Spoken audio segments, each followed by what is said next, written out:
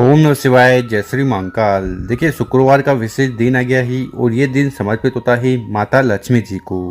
तो गुरुजी ने कहा है कि आज के इस उपाय में आपको इस प्रकार से 11 चावल के दाने लेने हैं, एक बेलपत्र लेना है और विशेष तरीके से ये उपाय कर लेना है शिवलिंग पर जाकर।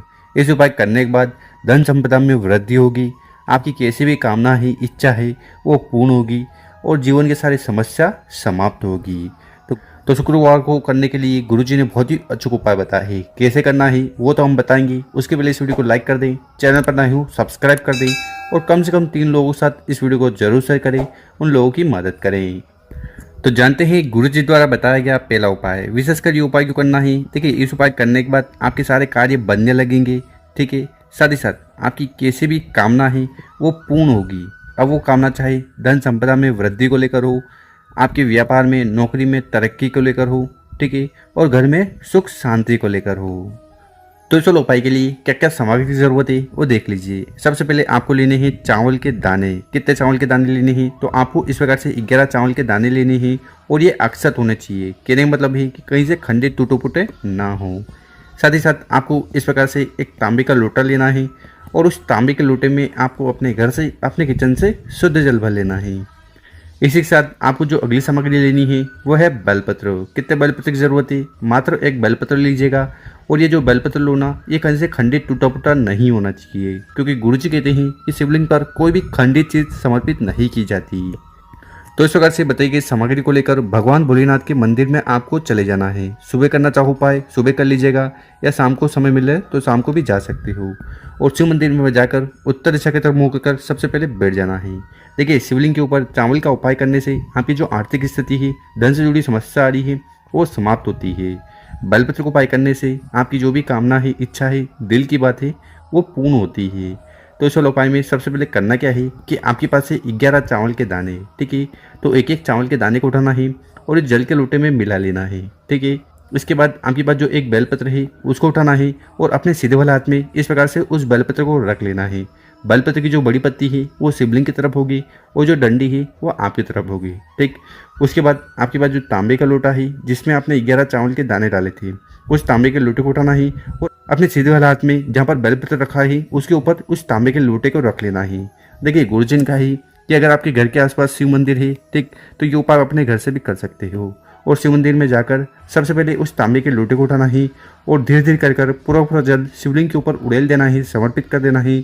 ओम नमः शिवाय, श्री शिवास्तुभ्यम, इन मंत्रों का स्मरण करते हुए।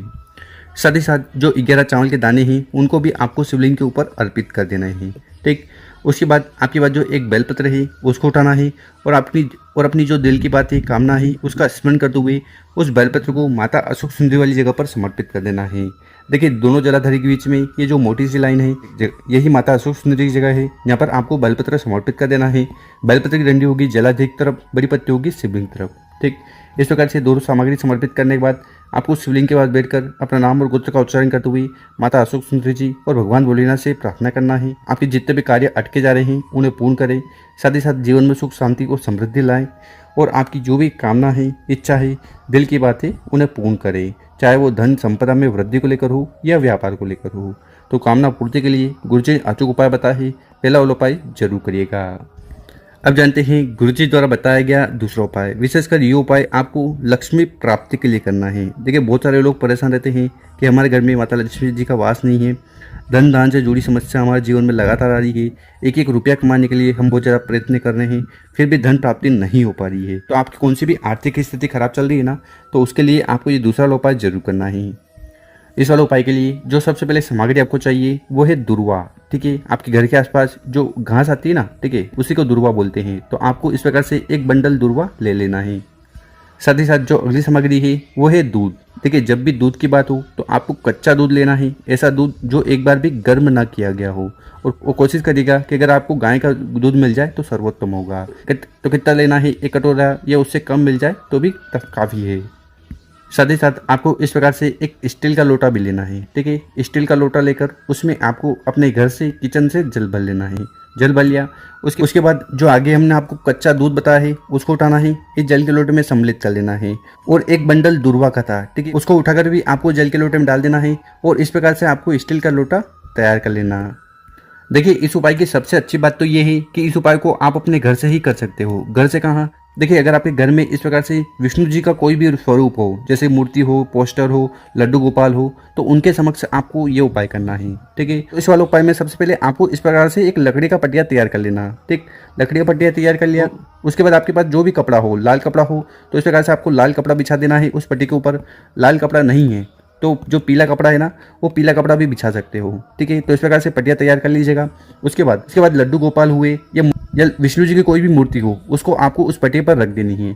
तो यहाँ स्क्रीन पर देखिए, आपको इस प्रकार से पटिया बिछाना है, उसके ऊपर मूर्ति रखना है, हार वगैरह जो भी पूजन पाठ आप करते हो, ठीक है, उस प्रकार से आपको अच्छे से सजा लेना है। इतना उपाय हो गया। उसके बाद क्या करना है कि आपने इस जल के लोटे में दूर्वा डाली थी, ठीक, तो उस दूर्वा को उठाना है और आपको जल छिड़कना है। किन पर? तो जो मूर्ति आपके समक्ष है ना, उसके ऊपर आपको जल छिड़कना है। कितनी बार? तो आपको 108 बार जल छिड़कना है। और जल छिड़कते समय आपको एक मंत्र का स्मरण करना है। मंत्र है ओम महालक्ष्मी नमः। ओम महालक्ष्मी नमः। तो इस मंत्र का आपको 108 बार स्मरण करना है और 108 बार जल छिड़कना है विष्णु जी के स्वरूप पर, मतलब कि मूर्ति हो, पोस्टर हो, लड्डू गोपाल हो। ठीक, तो इस प्रकार से आपको विशेष उपाय करना है। देखिए गुरुजी ने अपनी कथा में कहा है कि जो भी व्यक्ति विशेषकर शुक्रवार वाले दिन इस प्रकार से कच्चे दूध वाला जल विष्णु भगवान के स्वरूप पर छिड़क देता है माता लक्ष्मी जी का स्मरण करते हुए, तो इससे विष्णु भगवान और माता लक्ष्मी जी अति प्रसन्न होते हैं और उस व्यक्ति के जीवन में जो भी धन से जुड़ी समस्या आ रही है, आर्थिक समस्या आ रही है, माता लक्ष्मी से जुड़ी समस्या आ रही है, वो समाप्त होने लगती है। और जो भी पैसा अटका हुआ होता है ना, वो भी आने लगता है। तो गुरुजी द्वारा बताया गया बहुत ही अचूक उपाय है। दूसरा उपाय जरूर करिएगा। अब जानते हैं गुरुजी द्वारा बताया गया तीसरा उपाय। विशेषकर ये उपाय क्यों करना है? देखिए अगर आपके जीवन में कोई भी समस्या है, रोग है, पीड़ा है, ठीक, या बीमारी है, ठीक, तो उनकी समाप्ति के लिए आपको ये उपाय करने से नहीं चूकना है। इस वाले उपाय के लिए सबसे पहले जो सामग्री आपको चाहिए वो है दीपक। इस प्रकार से आप चाहो तो मिट्टी का दीपक ले लीजिएगा या आप आटा लेकर भी दीपक बना सकते हो। और गुरुजी कहते हैं कि अगर आप आटे का दीपक बना रहे हो ना, तो ना तो उसमें आपको नमक डालना है और ना ही हल्दी, तो प्योर आटे का दीपक बना लेना। इस दीपक में जलाने के लिए आपको जो सामग्री लेनी है वो है घी, ठीक है, और जो बत्ती होगी वो होगी गोल। देखिए जितने भी देवता होते हैं उनके लिए गोल बत्ती लगती है, तो इस प्रकार से आपको एक गोल बत्ती का दीपक तैयार कर लेना। और फिर मात्र दीपक को लेकर आपको चले जाना है बेलपत्र के पेड़ के नीचे। कब जाना है? विशेषकर इस उपाय को आपको प्रदोष काल शाम के समय करना है, ठीक है। बेलपत्र के पेड़ के नीचे चल जाना, ठीक, और आपके पास जो गोलबत्ती का दीपक है उसको उठाना है और वहीं बेलपत्र के पेड़ के नीचे रखकर अपना नाम और गोत्र का उच्चारण करते हुए, साथ ही साथ ओम नमः शिवाय, ओम नमः शिवाय इन मंत्रों का स्मरण करते हुए इस दीपक को यहाँ पर आपको प्रज्वलित कर देना है, जला देना है। इस दीपक की जो दिशा होगी वो उत्तर दिशा होगी, ठीक है। तो इस प्रकार से उपाय कर लीजिएगा बैठकर। उसके बाद आपको बेलपत्र के पेड़ के नीचे बैठकर आपके जीवन में जो भी रोग, पीड़ा, समस्या या जो भी बीमारी है वो समाप्त हो जाए, उसके लिए आपको प्रार्थना कर लेना है। साथ ही साथ आपको एक और कार्य करना है, आपको महामृत्युंजय जो मंत्र है ना, उसका स्मरण करना है। तो महामृत्युंजय मंत्र कुछ इस प्रकार है। ओम त्र्यंबकम यजामहे सुगंधिं पुष्टिवर्धनम उर्वारुकमेव वंदनम मृत्युमुक्षीयमामृतात्। तो इस मंत्र का कम से कम 7 बार, 11 बार, 21 बार, 51 बार या 108 बार जितने बन पाए आपको स्मरण कर लेना है। इस मंत्र का जाप कर लेना है। कहाँ पर? तो आपको बेलपत्र के पेड़ के नीचे बैठकर विशेषकर शुक्रवार वाले दिन महामृत्युंजय मंत्र का जाप जरूर करना चाहिए। इससे क्या होगा? इससे आपके जीवन में जो भी रोग, पीड़ा, समस्या चल रही है वो समाप्त होगी। साथ ही साथ आपके घर में किसी प्रकार की अशांति फैली हुई ना, तो वो भी खत्म होगी। तो गुरुजी द्वारा बताया गया बहुत ही अचूक और विशेष उपाय ही कर जरूर देखेगा। मेरे प्यारे दोस्तों, वीडियो अच्छी लगी हो तो इस वीडियो को 5 लोगों के साथ व्हाट्सएप पर जरूर शेयर करें। ओम नमः शिवाय, जय श्री महाकाल। मिलते हैं हम आपसे एक और नई वीडियो में।